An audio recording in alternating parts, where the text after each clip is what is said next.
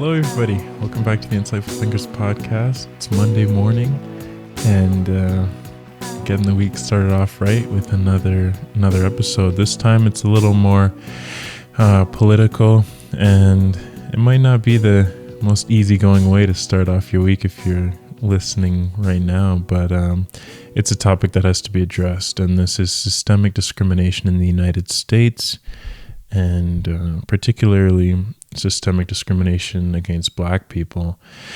This has been going on, as we know, since the times of slavery, when the first slave was brought to the United States in 1619. So for 400 years, you guys, this practice has been going on, and it hasn't stopped just because it's 400 years later, that because there are many methods that were put in place to continue to discriminate against Black people in the United States, and we're going to discuss some of these things today. Starting with, we're going to start with after slavery, the Emancipation, and we're going to focus on the practices that a lot of people may not know about. Everybody knows about slavery. Everybody knows how horrible that was, but not a lot of people understand some of the other practices that have still been put in place after slavery. So what is systemic discrimination? Well, this is the pattern of behavior, policies, or practices that's part of the structures of an organization and creates or perpetuates disadvantage based on race. So it is an institutionalized form of discrimination. It's not just the discrimination or racism that you see perhaps on the street if someone calls someone a name or if someone looks down upon someone. This is ingrained in culture. That's what systemic discrimination is. And that's what's been happening in the United States for many years. One of the most racist things I ever heard someone say is, he said, "Why are Black people still so far behind? Slavery ended so long ago.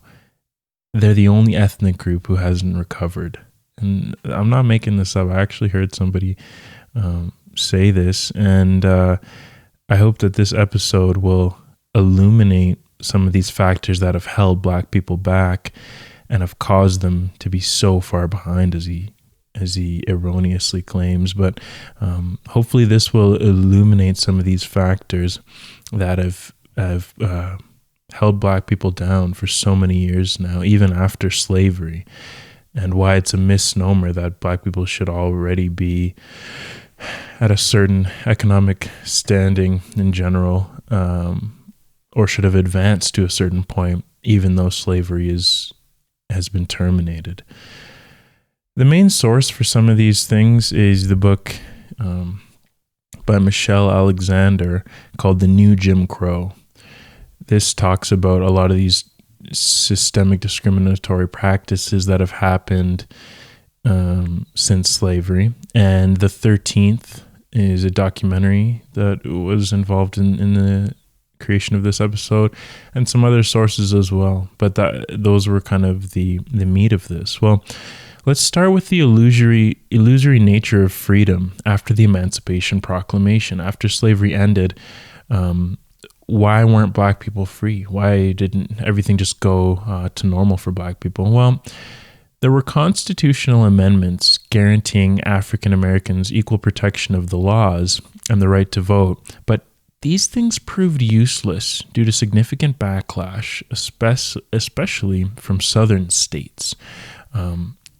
What was happening was that without the labor of former slaves, the economy would surely collapse without slavery, is what a lot of southern states understood.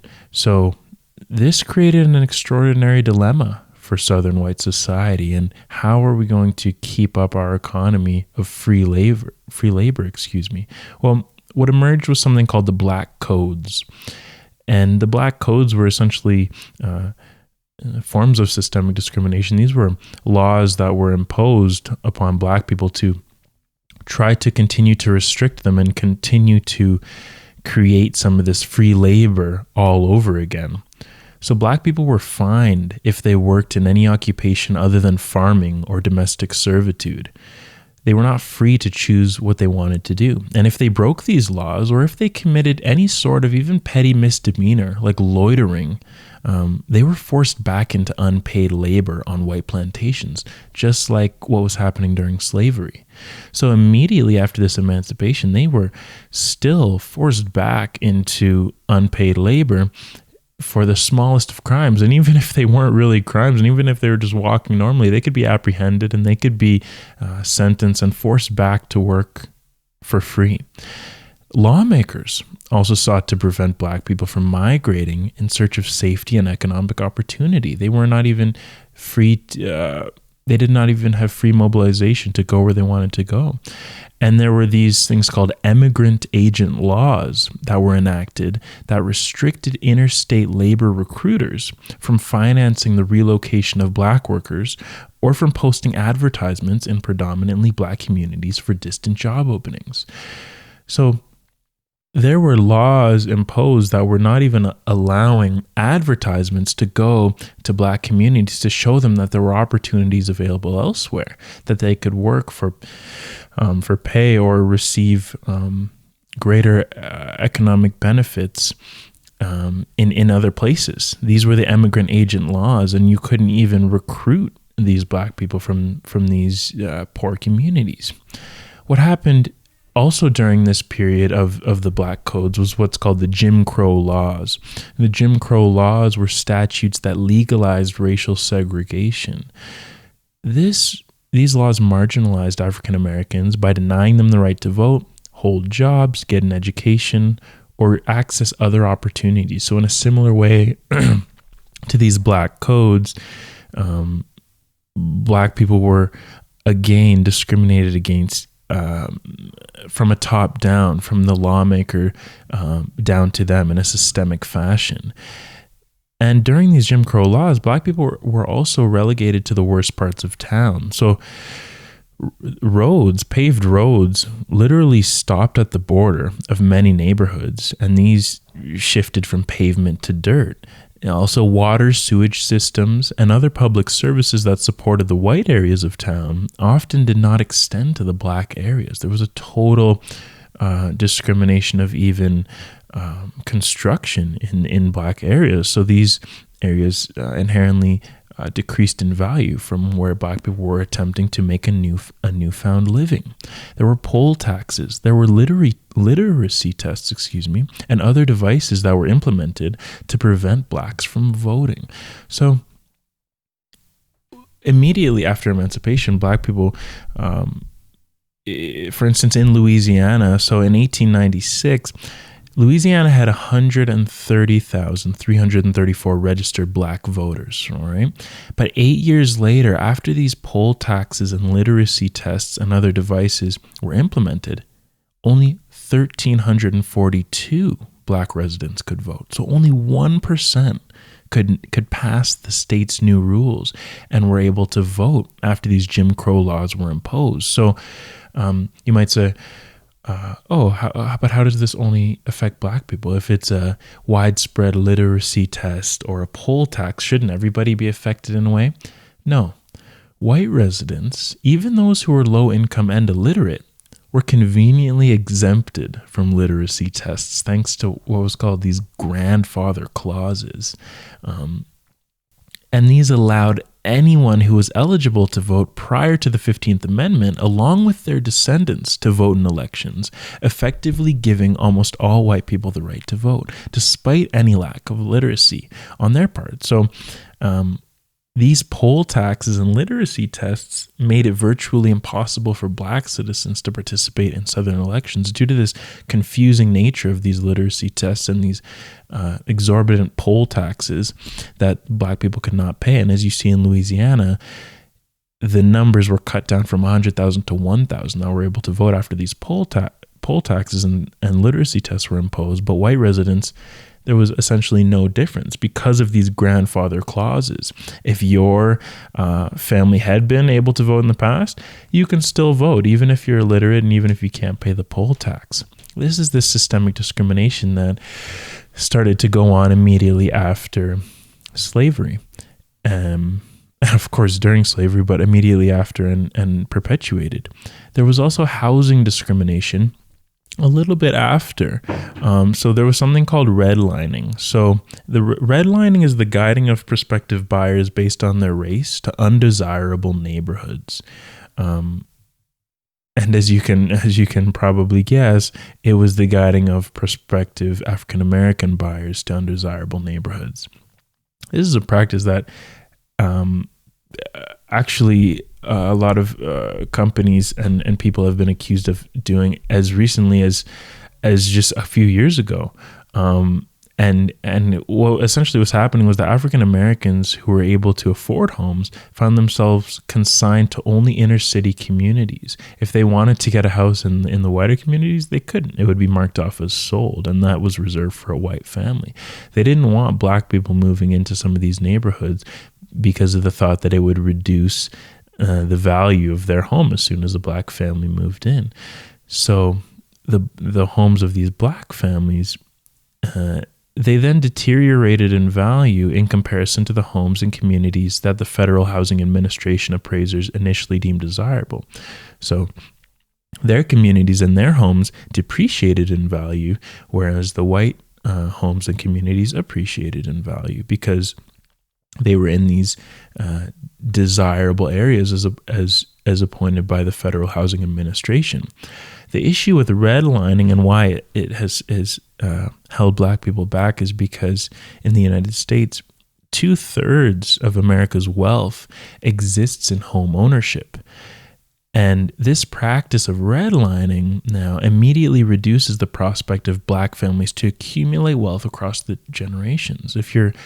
If the value of your home and community is now depreciating because you were sent into an inner city or bad area, you're not going to be able to accumulate wealth across the generations. And this has been a huge factor in driving a lot of black people to poverty. What happened next is the so-called war on drugs. The war on drugs was initially coined by Richard Nixon, But in reality, though, there was no truth to the notion that the war on drugs was launched in response to actual drugs or crack cocaine, as they were really supposedly going against. So, why is there no truth to the idea that the war on drugs was launched in response to drugs? Well, President Ronald Reagan, who kind of officially continued this war on drugs after Nixon, officially announced the drug war in 1982. This is before crack became an issue in media or a crisis in poor black neighborhoods. It wasn't until years after the drug war was declared that crack finally began to spread rapidly in poor black neighborhoods of Los Angeles and later across the country. You might wonder, if it wasn't the war on drugs, what was it the war upon? It was really the war upon black people in inner city communities, and we'll get to that in a second. Well, the Reagan administration publicized this new emergence of crack cocaine when it finally did begin to emerge in 1985 as part of an effort to build public and legislative support for the war. And soon enough, the media became filled with images of black crack dealers, crack babies, and black on black crime. So this was essentially a ploy to infiltrate these inner city communities, despite them not even using or selling drugs at a higher rate than other communities. Okay, and we'll discuss that in a moment. The CIA actually even admitted in 1998 that guerrilla armies it actively supported in Nicaragua at the time were smuggling illegal drugs into the United States.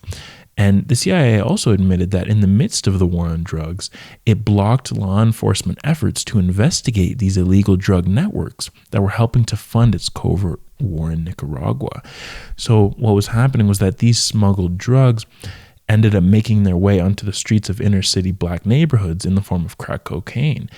And they invested these neighborhoods, and essentially the United States was allowing this to pass and infest these poor black neighborhoods. And with these newly instantiated harsh sentencings for drug crimes due to this war on drugs, the United States now had the ability to put these offenders to jail for life and keep them in the profitable prison system. This is all almost like a ploy to incarcerate mass amounts of African Americans and minorities into this prison system. You might ask, why? Why would we want to do this this mass incarceration as a country? Well, mass incarceration is a staple of the U.S. economy, actually. So Killer Mike, I've referenced him before because this is I think his best song ever, in my opinion, because of how political it is and the truth that it communicates. He says, thanks to Reaganomics, prisons turn to profits because free labor is the cornerstone of U.S. economics. Because slavery was abolished unless you are in prison. You think that I am BSing? Then read the 13th Amendment. Involuntary servitude and slavery it prohibits. That's why they're giving drug offenders time in double digits. That's from Killer Mike's Reaganomics. So he talks about the 13th Amendment here. He says, slavery is abolished unless you're in prison. You think I'm BSing? Just read the 13th Amendment. Well, what does the 13th Amendment say? It says, neither slavery nor involuntary servitude shall exist within the United States except as punishment for a crime. If you are a criminal, then it allows them to exploit you and for you to perform involuntary servitude in the United States. And that is what the prisons are doing. So the United States have exploited this loophole in the 13th Amendment to continue this involuntary servitude, which the country has been built upon since the days of slavery. And this is this was mind-boggling to me when I first kind of started reading about it and learning about what is actually happening in the United States and trying to follow the trails of money and why there's this mass incarceration of minorities in the United States. We'll talk about here public prisons. So how do these prisons make money off of mass incarceration? Well, the Federal Bureau of Prisons actually runs a program called Unicor that pays inmates under $1 an hour. But this program generates $500 million in sales in 2016, with little of that cash being passed down to prison workers. Prison workers actually often make as little as 23 cents an hour for this involuntary servitude that they have to do to produce all sorts of things for big corporations. So the corporate beneficiaries of this prison labor and in a sense involuntary servitude are some of the largest corporations and most widely known brands. So Walmart has purchased bulk produce from farms that prisoners work on, and McDonald's has used uniforms made by prison laborers, and prison laborers have also produced things for Boeing and things for federal defense. In 2013, federal inmates made $100 million worth of military uniforms, and I'm pretty sure with 23 cents on an hour, you can see that the inmates didn't get a lot of these profits at all, and were not paid for the valuable creation of these military uniforms. These are the public prisons, how they make money off of involuntary servitude, and private prisons do as well. So in private prisons, oftentimes short phone calls from prison can cost up to $15, largely because the companies operate as monopolies within prison walls. There's no competition that says, no, we can't be charging $15 for a 15-minute call to a family. In the same way that these monopolies also play out with what's called video visitation.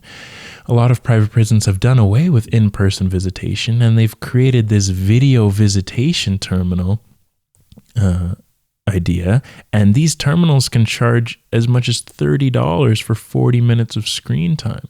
So again, these private prisons are making money off of by exploiting the prisoners want to communicate with their families. So private prisons earn over $1 billion a year on average, and this is why they routinely lobby Congress for lengthier prison sentences, because as the country's inmate population expands, so does their revenue. So this is this mass incarceration and how it is helping the prison system in both public and private areas. We'll talk now. What we've talked about is kind of just generally this mass incarceration, and this could be for whites, for blacks, for Latinos, for anybody. But let's talk about how this discriminatory mass incarceration has targeted blacks and minorities specifically. They're not just mass incarcerating everybody. It's blacks and it's minorities, and here are the facts to back this up. The rate of black admissions to prison was nearly 20 times the white rate by the early 1990s as the war on drugs intensified.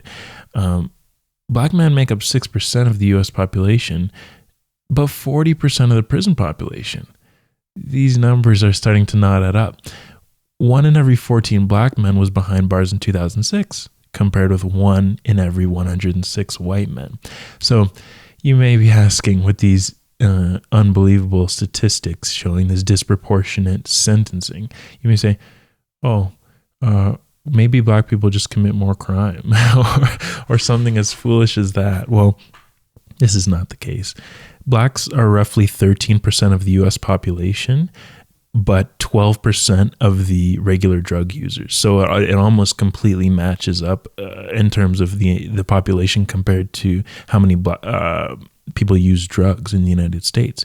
So even though they're 13% of the population and only 12% of the drug users, they're 35% of the people arrested for drug offenses and 43% of the people convicted for drug crimes and 54% of the people sent to prison for those offenses. So there's an unfair sentencing happening here, you guys. A 2013 ACLU research study concluded that even though blacks and whites use marijuana at similar rates, a black person is 3.73 times more likely to be arrested for marijuana possession than a white person. And in the worst offending counties across the country, blacks were over 10, 15, and even 30 times more likely to be arrested than white residents. Just to show this unbelievable and unfair discriminatory practice of mass incarceration of black people is happening, you guys. And it's happening right under everybody's nose. This is part of the reason why I wanted to bring some of these issues up, because it's real what's happening. The Insightful Thinkers podcast, I'm trying to communicate real things that are happening, and in-depth analysis into a diverse set of topics. These are not conspiratory things. These are not fake things. These are not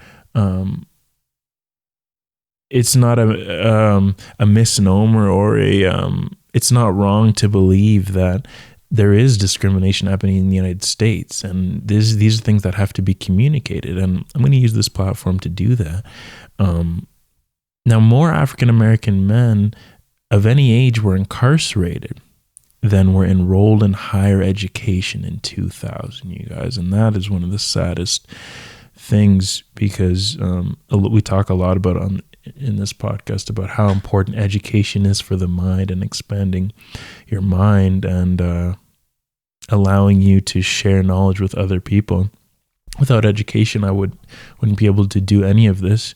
I wouldn't be able to understand these figures. I wouldn't be able to communicate these figures correctly to share with anybody else. And when you have more African American men locked up, 791,000, than in higher education, 603,000 in 2000, that does not spell well for that entire population. And it's just a sad situation that's happening there. They're locking these people up rather than bringing them up and helping to push this population forward, especially in the United States, you guys.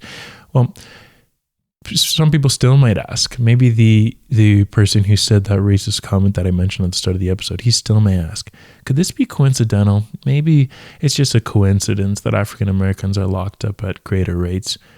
No, it's not. The Richard Nixon advisor, John Ehrlichman, said these words: "The Nixon campaign in 1968 and the Nixon White House after that had two enemies, the anti-war left and the black people.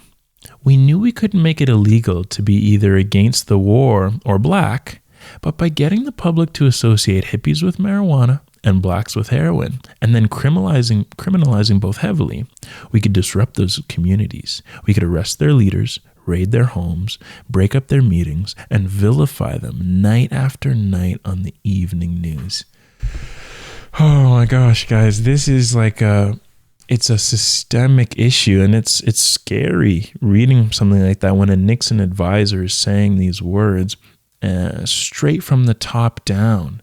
They're suppressing black people in the United States. There's no way around it. One of my favorite songs ever is Gang Starr, Conspiracy. Gang Starr is a legendary hip hop group.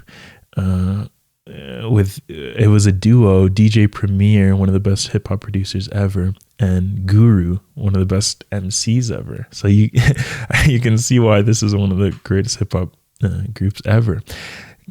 Guru says these words in the song called Conspiracy.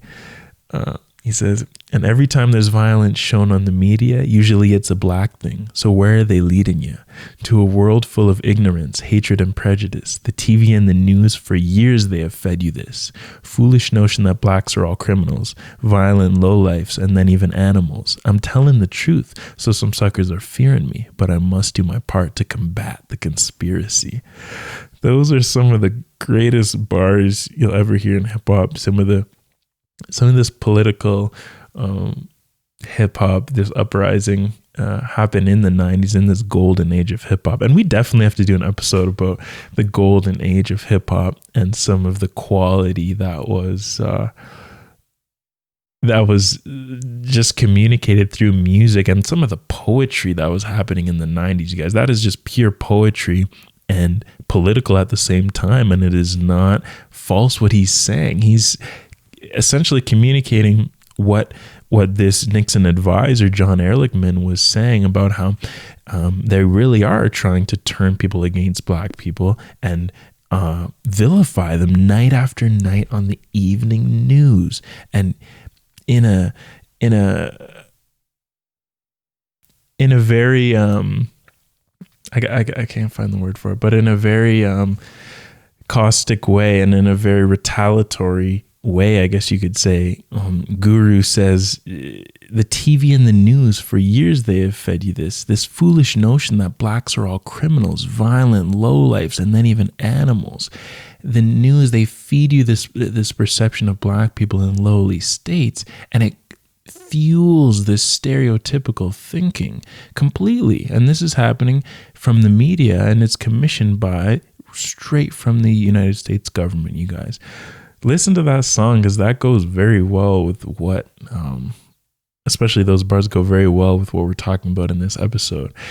Man, it's just, it's hurtful, and but it's powerful, the way that MCs like Guru have been able to communicate that and just tried. It's just about sharing knowledge, man, with people who don't understand, because not everybody understands what the government is doing. Not everybody knows why these stereotypical views exist of black people and things like this. But when people like Guru say these words and a lot of people listen, or hopefully even if a couple people can listen to what I'm saying now, it can just change people's minds and make people understand what's actually happening out here. And this is what part of the reason, sorry, we're going on a tangent here, and we'll resume shortly with systemic discrimination in the United States. But this is kind of the goal of what we're doing here, you guys. It's sharing insightful discussions to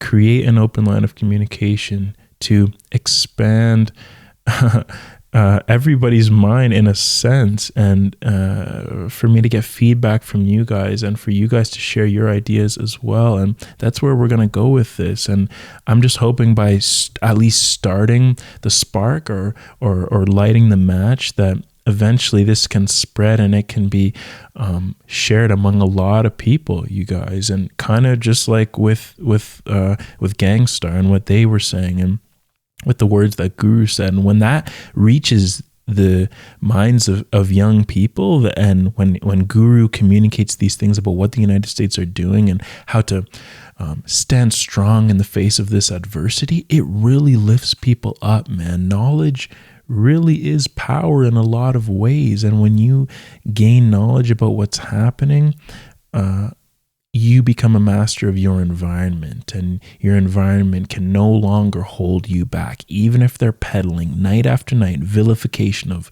black people on the news, as the Nixon advisor said himself. Well, let's continue here. So could this be coincidental? Well, hopefully a lot of people listening who have had reservations about systemic discrimination already understand that this is not a coincidence that black people have been targeted. Let's add one more quote onto the pile here. This is from the Reagan campaign strategist Lee Atwater. So obviously Reagan, after Nixon, continued this war on drugs, and he especially heavily carried it out. And Lee Atwater, the campaign strategist, guys, for Reagan, says, you start out by saying the N-word. And he actually used the word in the quote, but I'm not going to use it in this production. But in 1968, you can't say that, he says. So you say stuff like forced busing, states' rights, and all that stuff. You're getting so abstract now that you're talking about cutting taxes, and all these things you're talking about are totally economic things, and a byproduct of them is that blacks get hurt worse than whites.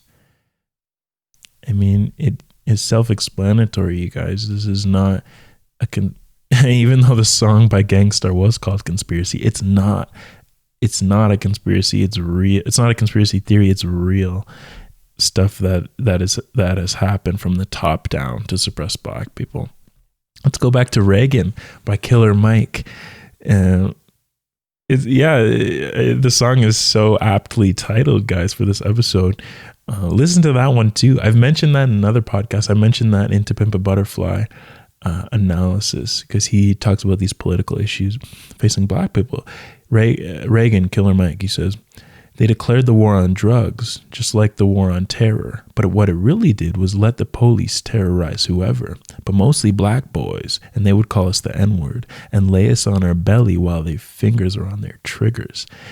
So this war on drugs that they declared, it was not the war on drugs. It was the war on the black people in the United States of America, guys. And Michelle Alexander from the New Jim Crow that I talked about as one of the primary sources for this episode, she continues this line of thought in discussing the specific targeting of black people in the war on drugs. So I'll quote directly from her because she puts it so incredibly. She says, the drug war could have been waged primarily in overwhelmingly white suburbs or on college campuses. SWAT teams could have rappelled from helicopters in gated suburban communities and raided the homes of high school lacrosse players known for hosting coke and ecstasy parties after their games. But no, the war on drugs did not go after these people. It went after the inner city communities, the poor black communities. The final section of this episode, we're going to talk about just some general discrimination in law and order, not necessarily with the war on drugs policies. Another counter argument, I guess, for people who still aren't convinced of systemic discrimination in the United States and who may say, okay, I understand about the Jim Crow laws, I understand about slavery, I understand about the war on drugs, but what about now? Is there still this stuff happening? Yes, it is still happening. We'll start with the Jim Crow days, though, when African Americans accounted for 405 of the 455 executions for rape between 1930 and 1972. So, obviously, black people were not the only people raping others, but they were pretty much the only people getting executed for those crimes in the Jim Crow days. But more recently, in the United States, black men are 6 times as likely to go to jail or prison than white men. This is a study by Gow in 2013. And although the majority of illegal drug users and dealers nationwide are white, 3/4 of the people in prison for drug offenses have been black or Latino. So these numbers just simply do not add up. Black men have been admitted to state prison on drug charges at a rate that is more than 13 times higher than white men. You guys, these gross racial disparities simply cannot be explained by rates of illegal drug activity among African Americans. They simply do not commit crimes at that much greater of a rate that they should be locked up at that kind of a rate. Because remember, we mentioned this statistic that blacks are roughly 13% of the U.S. population. and 12% of the drug users. They use drugs at a regular rate compared to other groups, yet they're 6 times more likely to go to jail. And they've been admitted to state prison on drug charges at a rate more than 13 times higher than white men. It just doesn't add up, you guys. There's no other answer other than systemic discrimination in the United States, guys. And that's why I felt it very important to communicate these things, especially in these times that we're going through now, you guys. In New Jersey, the data showed that a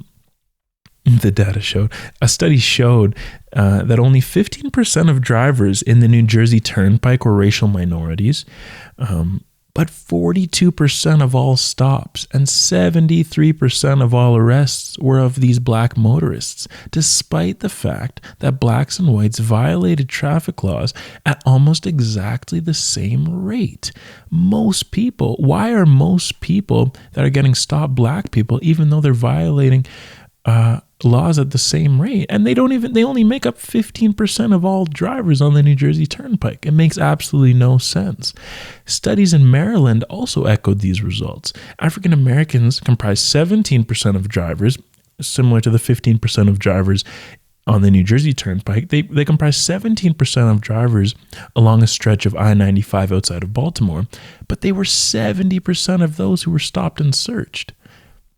The numbers speak for themselves, you guys. I don't need to add anything to this. A 2001 study in Oakland, California showed that African Americans were approximately twice as likely as whites to be stopped and 3 times as likely to be searched. Data collected by the Ferguson Police Department from 2012 to 2014 shows that African Americans account for 85% of vehicle stops, 90% of citations, and 93% of arrests made by FPD officers, despite comprising only 67% of the population. A Columbia University study found that from 2010 to 2012, blacks and Latinos were significantly more likely to be stopped than whites. Blacks and Latinos made up 84% of the stops, a far higher percentage than their proportion in the population. Even after controlling for crime, local social conditions, and the concentration of police officers in particular areas, they were significantly more likely to be stopped than whites. And one more, you guys. A 1990s New Haven study found that even after controlling for 11 variables relating to the severity of the alleged offense, bail amounts set for black male defendants were 35% higher than those for their white male counterparts. Sorry to flood you. Well, no, I'm not sorry to flood you guys with the statistics because it needs to be said. And obviously, as you can tell, these are not just my random facts that I came up with out of nowhere. These are serious Columbia University studies. These are police department studies. These are serious studies, serious texts, serious research projects that show these things consistently across the United States. Guys, look it up for yourself. I didn't say every single statistic that exists showing the systemic discrimination in law and order generally. There's so many others, you guys, but this is all that I was able to find in my background research for this episode, but it doesn't mean that there's not a lot more scary things that are happening out there, you guys.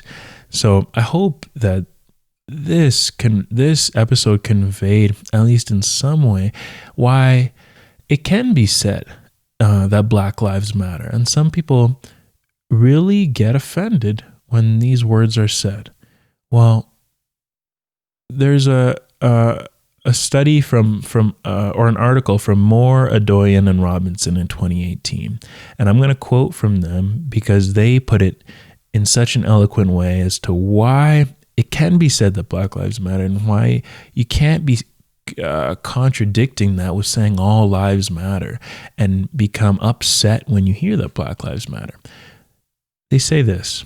This is from 2018. They say critics of the Black Lives Matter movement argue that equality is about all lives, and saying Black lives is limiting and a form of racism. The answer is simple. Those who have issue with the term Black do not recognize their own privileges and why there is both a historical and systemic need to focus on the brutality the Black community has faced throughout America's existence. If Black lives mattered in the United States, we would not see such disproportional rates of poverty, incarceration, school dropout, lack of secure housing, and other socially significant factors.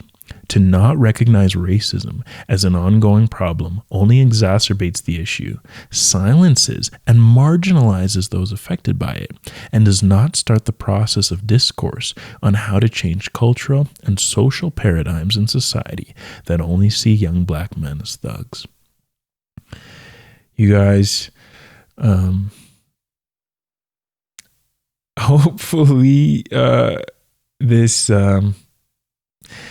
added something to your Monday morning if you're listening on the day of release. And I know this one was a little more political. I know this one was not as light. It was the last episode we just did was on psychedelics. That's the almost total opposite of what we've talked about here. But it's in-depth analysis into a diverse set of topics, you guys. It's not the same topic every time. And it's not gonna be all fun and games and all stuff just for the sake of interest. There are gonna be some serious things that we have to discuss on here because it's a topic that deserves an in-depth analysis into it. And I hope I did this issue of systemic racism and discrimination in the United States at least some justice, you guys, because it's very important to me. It should be important to a lot of people, I think, you guys. And I think that wraps it up. I think I've communicated everything that I set out here to communicate, and I'm kind of hesitant to close out this episode, I guess, because I really want to do this topic justice if this is the only time I'm ever going to cover it.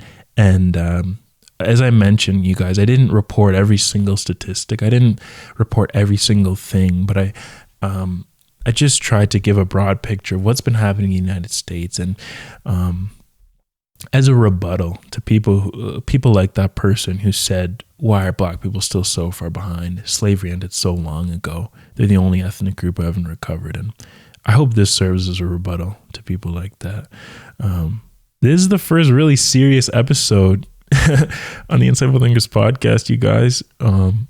But it's important nevertheless. Thank you guys for listening. If you like this episode, please share it with someone else who you think could value from this content that you heard in this episode particularly, or who is interested in these issues of systemic discrimination in the United States, you guys. And I think these are important conversations we need to have, especially in these times. So don't hesitate to let other people know about it, or listen with somebody else and have a discussion between you guys. And hopefully it creates some kind of conversations, you guys. You can subscribe to the podcast on whatever platform you're listening on. So whether it's Spotify, Apple Podcasts, YouTube, or anywhere else. And Apple Podcasts, you guys, it allows you to leave a rating and a review. And YouTube allows you to like the video or dislike the video if you do not like what you heard today. You know why I say that? Because some people really are not going to like what they heard today. Because some people really do not like hearing Black Lives Matter. People do not like hearing about the discriminatory practices in the United States. And for those people, please show your dislike to this. Dislike the video. Because you know what? I'd rather you come here and release your anger here than anywhere else in the real world. But these are facts that needed to be communicated, you guys. Excuse me. Please share your own ideas as well, or questions from the Connect page on the website or in the YouTube comments section. And if you are on the website, check out the blog post. There's a new poem on there. And there's also articles on there that you may find interesting as well. You may be interested in this topic, but then there's also an analysis about the movie Parasite. So in-depth analysis, diverse set of topics, you guys. And these are mostly topics that I like and that I'm interested in, but maybe you guys will find a couple of them interesting as well. If you want to join the monthly ITP video conference call, you can support the podcast on Patreon, you guys. But in the end, whatever you do to support, even if you're just listening right now or watching right now, that's more than enough, you guys. And I've said from the start, I don't know if I've said this on podcast, but even if there's one listener, you guys, I'm not actually going to stop, believe it or not, because these are important conversations. And I think even if one person hears this, then that value that it'll provide to that one person is good enough for me, you guys.